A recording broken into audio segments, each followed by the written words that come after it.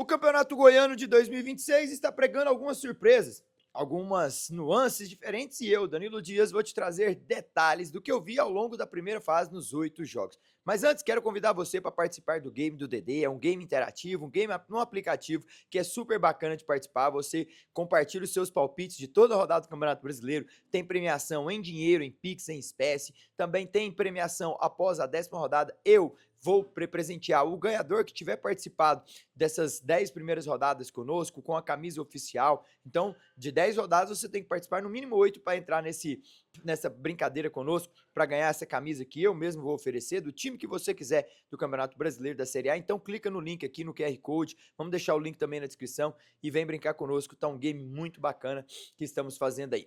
Fechou? Campeonato Goiano da primeira divisão, que teve o Goiás como líder com 20 pontos, o melhor time no sistema defensivo com apenas um gol tomado, o segundo melhor ataque da competição e para mim a equipe que mais figura com possibilidades de ser campeã. Pelo menos assim nas mãos do bom e excelente treinador Daniel Paulista, gostei bastante do que ele apresentou até o momento, equilíbrio defesa-ataque, conseguiu reestruturar um sistema defensivo onde o Goiás sofria muitos gols no final da Série B, sofria gols também no Campeonato Goiano, dessa vez não está sofrendo. Diego Caito, muito bem na lateral direita, Luizão sendo centro da referência, Nicolas crescendo e evoluindo, meio campo muito possante, muito bom, Lucas Rodrigues e Lourenço, e ali na frente, já precisando ainda ter o seu poderio ofensivo mais letal, e Anselmo Ramon, que fez 3 gols apenas em 8 jogos disputados.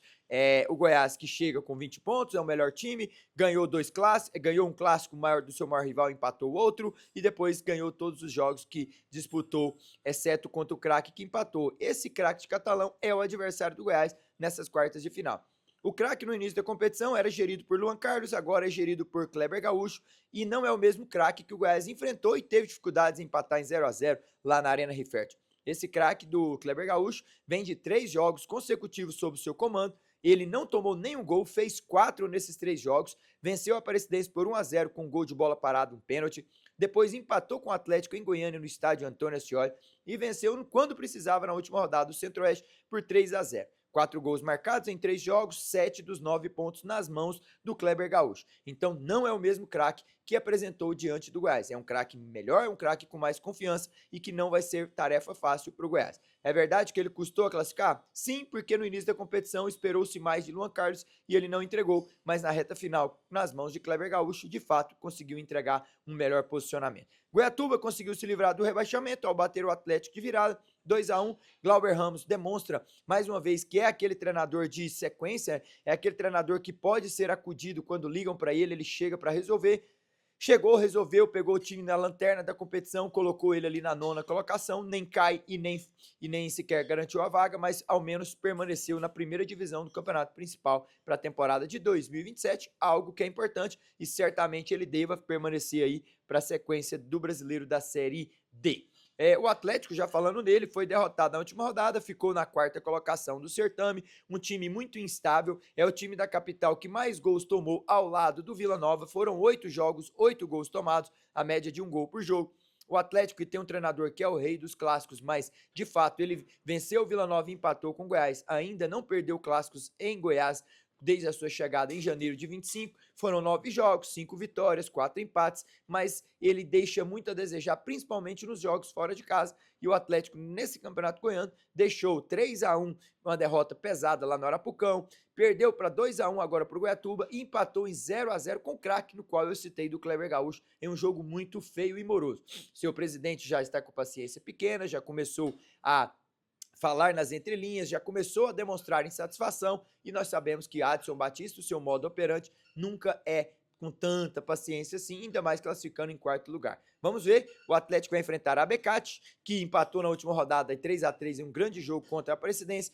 Para mim, ao lado da Jataense, são os melhores times do interior do estado de Goiás. Primeiro jogo em Ouvidor, segundo no Antônio Ascioli, não vai ser fácil para o Atlético, já adianto de cara. A Becate tem um bom goleiro Bruno Pianissola, tem um bom gestor de grupo Rogério Henrique, sabe comandar esses seus comandados, sabe gerir o grupo, já esteve lá, foi campeão da 3ª divisão. Rogério Henrique nas mãos dele Essa Abecate ganhou da Jataiense por 2-0, emplacou 3, 4 vitórias consecutivas, bateu em umas por 1-0 fora de casa, venceu o Craque no clássico lá da cidade por 1-0, venceu o próprio Goiatuba por 2-1. Então é um time assim que vem demonstrando, 2-1 nada, desculpa, 1-0 bateu o Goiatuba. Vem demonstrando uma boa gestão e um bom desde o ano passado, a Abecate me demonstrou uma boa estruturação, sabendo o que quer na competição, sabendo aonde vai chegar no futuro próximo. E é um futuro risonho, essa Abecate vem por aí. A Aparecidense, que foi citado por mim, empatou em 3-3 com a Abecate, vai disputar o playoff de risco de queda, de risco de rebaixamento contra o Centro-Oeste.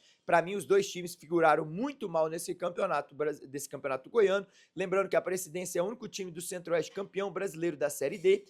Fez uma campanha muito ruim, vive problemas financeiros, desde a morte de Elvis Mendes, o seu ex-presidente, que morreu por câncer, e ele agora vem passando dificuldades, essa Aparecidense caiu da C para D no Campeonato Goiano, já figurou entre os 4 melhores em outras ocasiões e dessa vez sofreu o campeonato todo, vai disputar agora o playoff de risco ou permanência aí na primeira divisão. A Aparecidense, para mim, é favorita contra o Centro-Oeste, nem tanto assim, jogo muito igual. Centro-Oeste foi o time do pior ataque, pior defesa do campeonato, mas chega nesse quadrangular final agora. São jogos de ida e volta, primeiro em Nerópolis, segundo no Aníbal Batista de Toledo, em jogo de duas equipes que pouco ou nada fizeram na competição. Então vai ser aí quem tomar a melhor, quem errar menos na partida, com certeza vai permanecer na elite principal do futebol goiano. Centro-Oeste, que é um debutante, primeira vez, ele que sobe junto com a Anapolina na temporada passada, vai tentar a sua permanência aí nessa primeira divisão do Goianão. O Inhumas foi o pior time da competição, 3 pontos conseguidos,